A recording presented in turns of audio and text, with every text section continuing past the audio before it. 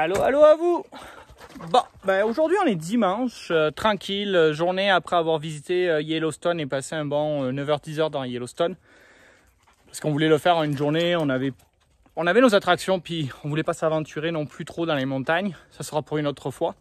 Et on voulait rester du côté ouest pour nous permettre de rentrer en Idaho. On veut aller en Idaho, puis on veut aller visiter le Crater of the Moon, qui est un national park, donc c'est l'objectif de la prochaine semaine.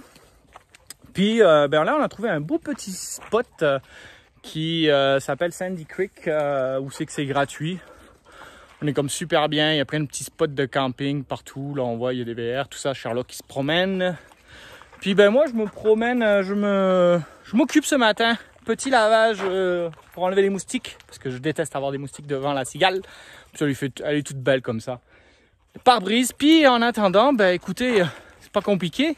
Isa a fait le montage de l'épisode qui va être mis en ligne aujourd'hui, dimanche. Et moi, de mon côté, je vais vous montrer ce que font nos garçons.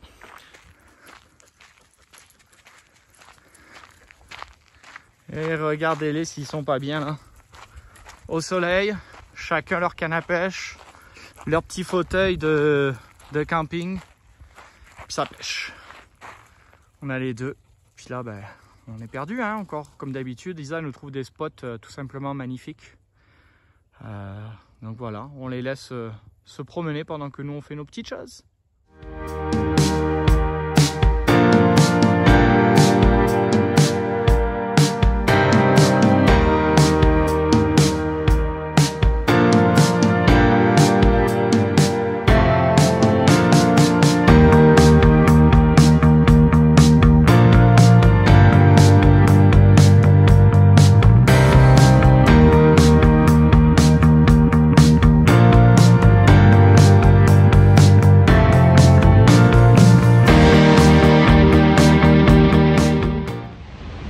Écoutez, j'espère que vous n'aurez pas trop de bruit de fond.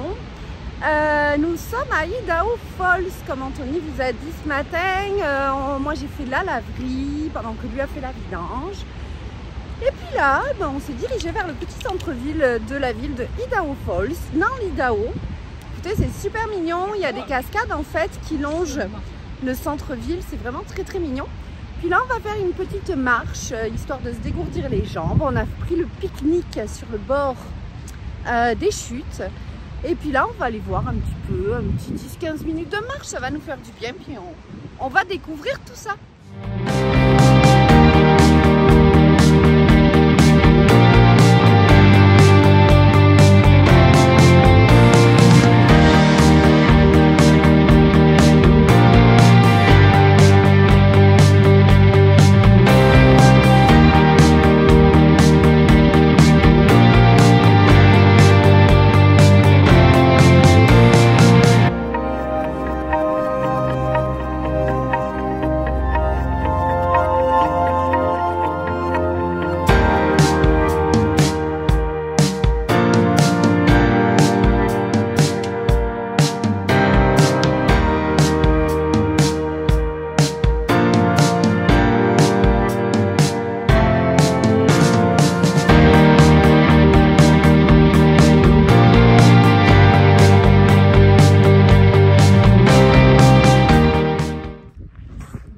Nous venons d'arriver à notre emplacement pour ce soir. Nous sommes toujours en Idaho. On a quitté Idaho Falls un peu plus tôt. Et nous sommes au parc national de Crater of the Moon. On a bien hâte de découvrir ce parc. Là, je marche en fait sur un petit sentier de roches volcaniques. Ok, je vais essayer de vous expliquer un petit peu. Donc, nous sommes en ce moment donc dans l'Idaho. Nous sommes ici au Crater of the Moon. Et qu'est-ce qui s'est passé? C'est qu'en fait, on a comme une chaîne d'éruption qui s'est formée jusqu'à Yellowstone il y a plusieurs millions d'années. Ça a commencé à la frontière de l'Oregon, ici, puis petit à petit, ça a commencé à exploser ici, puis ici, puis ici, puis ici, ici, où on se situe aujourd'hui, jusqu'à Yellowstone qui est là-bas. Donc, tous ceux qui sont ici sont éteints et l'activité en ce moment qu'on voit et qu'on a pu voir dans l'autre vidéo à Yellowstone. C'est pour ça qu'il y a toujours de l'activité, parce qu'en fait, il est tout récent à l'échelle de l'humanité. Uniquement 600 000 années. Donc, en même temps, bien entendu, quand ça a commencé, il y a eu un mouvement de plaques, là où il y a le Wyoming. Et voilà, j'ai essayé de résumer au mieux l'activité volcanique de cette région.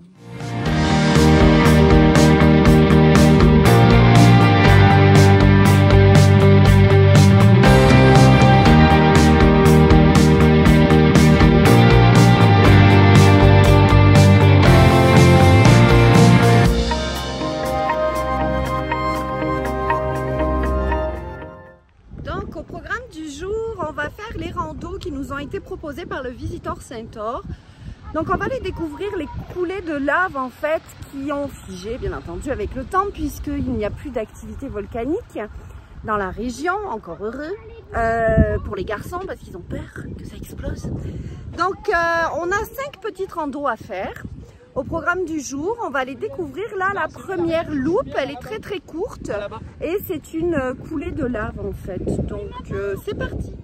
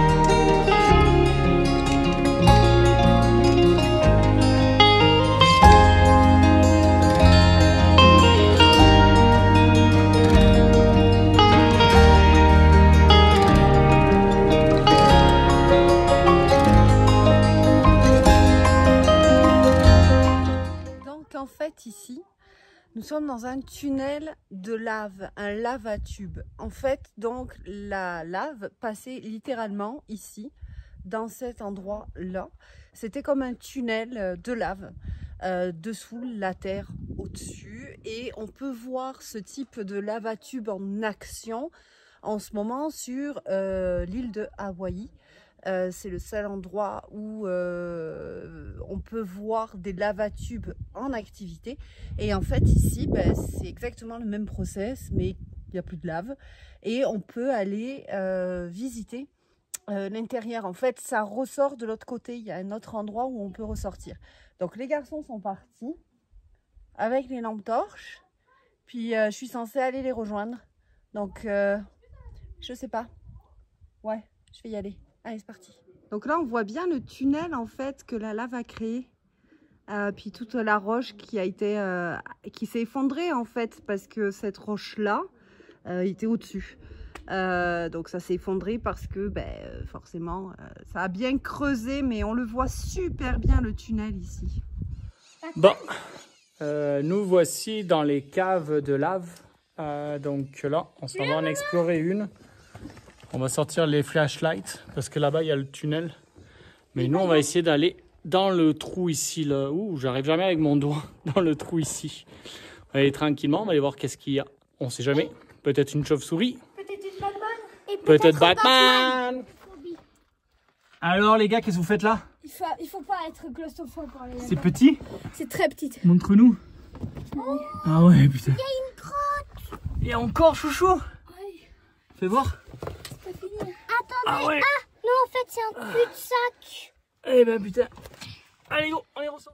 Bon, désolé, hein, je vous éclaire avec la flashlight mon visage au moins pour que vous voyez. On est arrivé au bout de la grotte. Que juste, on va vous montrer à 3, on va éteindre les lumières. On va vous montrer comment c'est noir, c'est capoté. Vous êtes prêts les gars? Ouais. 1, 2, 3. Boum. Oh, comment c'est noir. Je peux pas, j'ai trop peur. Lilian aime pas le noir comme ça. J'ai peur du noir alors que j'ai une lampe de poche. Donc voilà, écoutez, bah, c'est pas compliqué, hein, c'est une grotte, il n'y a pas grand chose d'autre à vous montrer, c'est top, c'est que de la lave, vous voyez, c'est du plafond de lave qui là, on est vraiment dessous.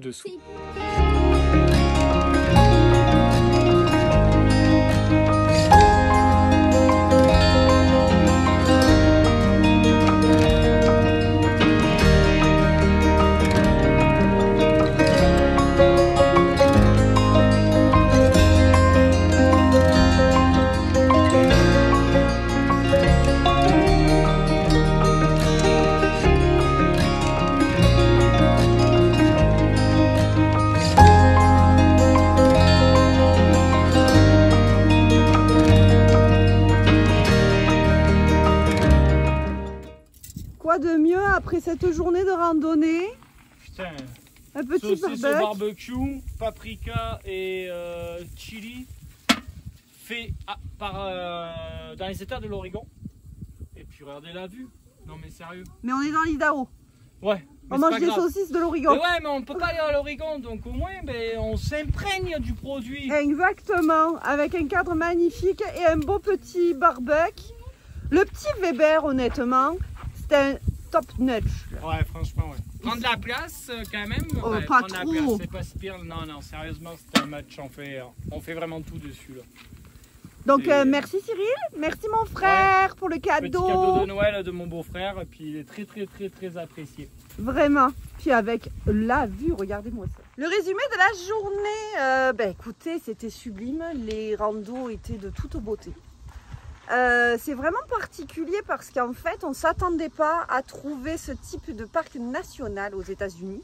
Donc comme quoi, on fait bien de se perdre hein, de temps en temps, on fait bien de changer d'itinéraire, on fait bien de découvrir. On a découvert Crater of the Moon parce que le nom m'a tout simplement attiré en disant c'est quoi Crater of the Moon sur la carte. Puis dès que j'ai cliqué sur Google pour faire la recherche et quand j'ai vu les images, je fais ok, on passe pas loin, on était à 2 heures de route, je dis il faut qu'on y aille absolument. Ouais. Et puis, franchement, pour le deuxième parc national qu'on fait ici aux États-Unis, waouh, il n'y a rien à dire. Rien à dire. Donc c'est ça en fait, c'est vraiment, c'est là où a eu lieu donc les éruptions volcaniques de tout l'état de l'Idaho jusqu'au Wyoming. Et en fait ce sont les vestiges de ces éruptions volcaniques. Il y a 16 millions d'années. Il y en a partout. C'est marqué dans le Petit Explorateur des enfants que la dernière éruption a eu lieu il y a 2000 ans. C'est pas si vieux, c'est vraiment pas si vieux. Et que il est juste éteint là, il est juste endormi. Donc, qui sait peut-être, on va pas se le souhaiter ce soir, mais en tous les cas, il fait juste dodo. Mais aujourd'hui a été une journée magnifique. Ouais. On a fait, puis c'est un parc où c'est qu'on se promène avec le VR et après on fait des randonnées à partir de certains points. Exact. Et la ranger qui nous a reçus nous a conseillé des randonnées top qui avaient franchement de toute beauté. On a monté une montagne de cendres, un cratère de cendres. Vous l'avez vu dans les images. C'est ça. Les caves, les gars ont tripé l'exploration des caves dans le noir et tout ça, c'était magnifique. Après on a vu les monolithes.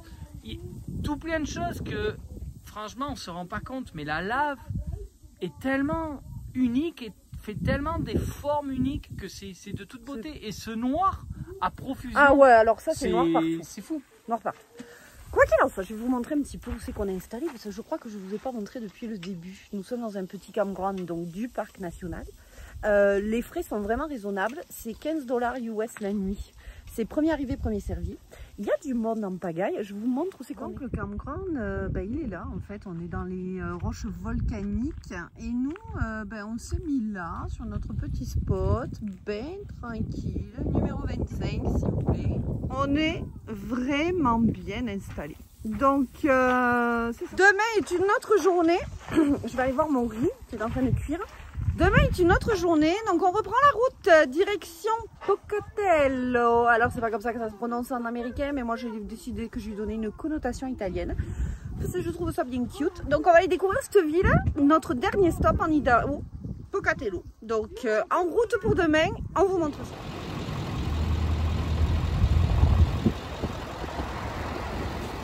Je viens de vous filmer une montagne avec plein de numéros dessus. Donc on était intrigués avec Anthony. Donc depuis que nous avons traversé la frontière dans le Montana, chaque grande montagne ou chaque petite montagne qui surplombe une ville ou un village, il y a l'initiale de la ville. Donc B pour Butte, GF pour Great Falls quand on était dans le Montana, etc., etc. Mais là on voit des chiffres.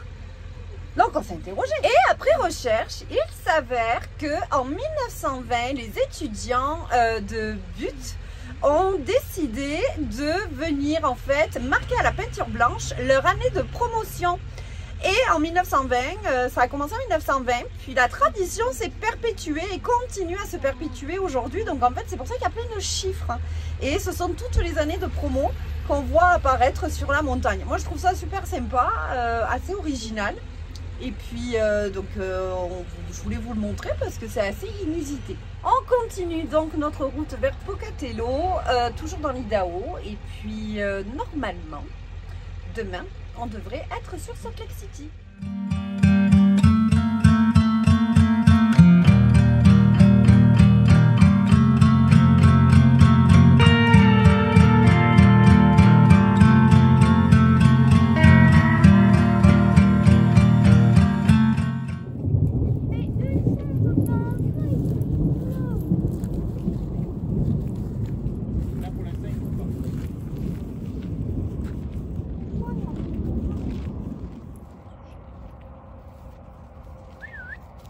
Dans un BLM entre Pocatello et Salt Lake City, donc toujours en Idaho. On a avancé un petit peu notre route, on a passé Pocatello. On n'avait pas envie d'aller en ville ce soir, on avait envie de continuer un petit peu dans des coins perdus. Et ce qui est extraordinaire, c'est le temps. Donc on a l'orage du côté du VR et derrière moi on a le soleil. Donc je vous partage ça parce que c'est quand même assez impressionnant. Là c'est bien noir. Ça gronde. Ça gronde. Et on a un beau rayon de soleil là-bas. C'est vraiment sublime. Ah, ça cogne. Donc juste de profiter de ce spectacle-là, on est encore émerveillé. En fait, je pense que ça fait vraiment partie du voyage. On profite, on prend le temps d'observer autour de nous et ça fait vraiment le plus grand bien. Donc on est super contents, vraiment beaucoup.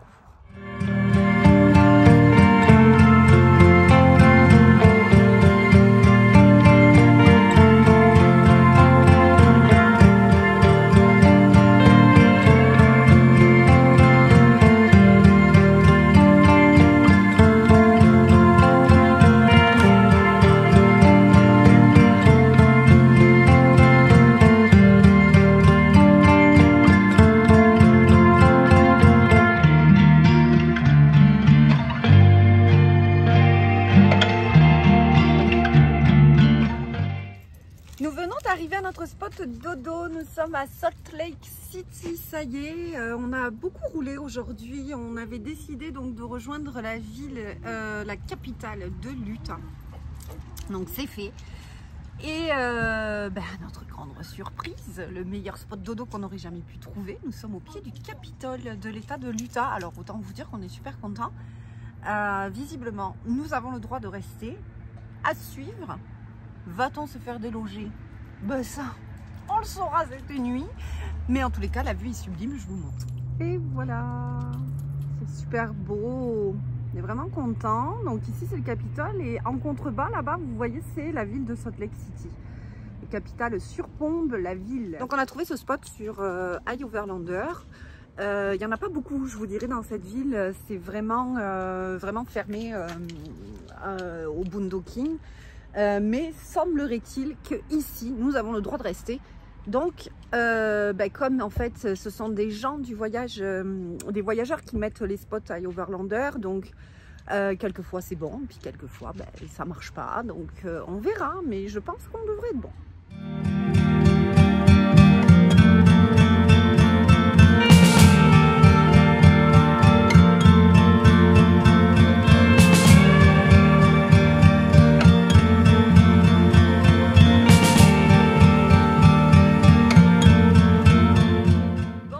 Nous avons quitté Salt Lake City pour aujourd'hui. On a décidé de fourcher vers l'ouest. On va tenter de faire l'aller-retour dans la journée. Si on peut, sinon on fera dodo sur la route. Nous sommes à Salt Lake, donc pas la ville, mais au fameux lac salé. Donc c'est de toute beauté. On est dans une enclave de petites montagnes et il y a ce lac à perte de vue autour de nous. Donc là, on va en profiter pour aller marcher un petit peu au bord. On a fait la pause lunch et puis on va vous partager tout ça. Mais waouh, on en commence à en prendre plein les mirettes. Alors depuis qu'on est parti, on en prend plein les mirettes, mais là, je vous cache pas, les mirettes c'est les yeux. C'est une expression de chez moi.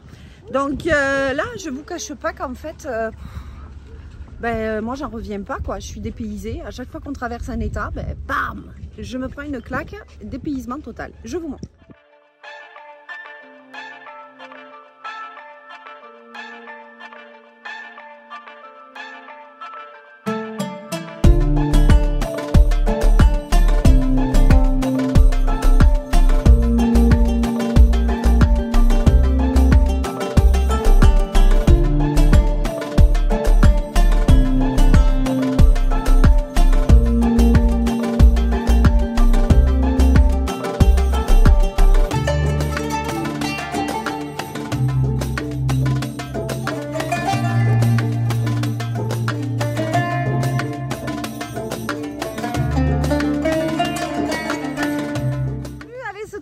Dans le lac salé. Résultat des courses, douche obligatoire parce qu'elle elle est salée en tavernouche. C'est magnifique, c'est vraiment de toute beauté. Tiens, donne Sherlock. Je vais le prendre. C'est bon, on gère le chien, les enfants, on est en business. C'est vraiment un lac perdu, on a vraiment la sensation d'avoir un lac perdu au milieu du désert. Enfin, c'est impressionnant. Là, on va reprendre la route direction un désert de sel, justement. Et nous allons être pas loin de la frontière du Nevada. On ne va pas passer le Nevada tout de suite. On vient d'arriver en Utah. On veut profiter de l'Utah. Mais c'est pour ça qu'on a fait le détour, parce qu'on veut aller voir ce fameux désert. Donc, c'est parti!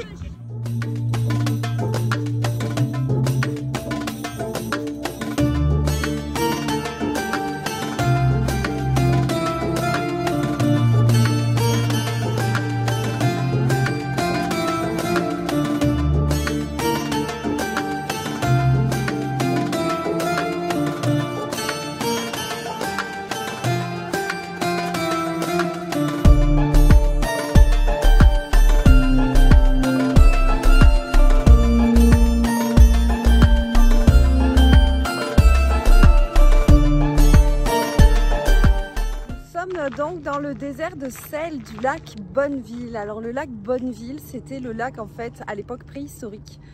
Là où nous marchons, c'était un lac qui rejoignait le lac que vous avez vu tantôt, c'est-à-dire Great Salt Lake. Et ça s'est asséché avec le temps et on marche littéralement sur des croûtes de sel. C'est impressionnant. Pour la petite histoire, c'est ici qu'a été tourné le film Independence Day, quand Will Smith il tire l'extraterrestre à la sortie de sa navette et qu'il y a une horde de camping-cars qui arrive pour le transporter jusqu'à la base militaire. Donc le film a été tourné ici. C'est impressionnant. On est perdu, c'est un vrai désert, c'est impressionnant.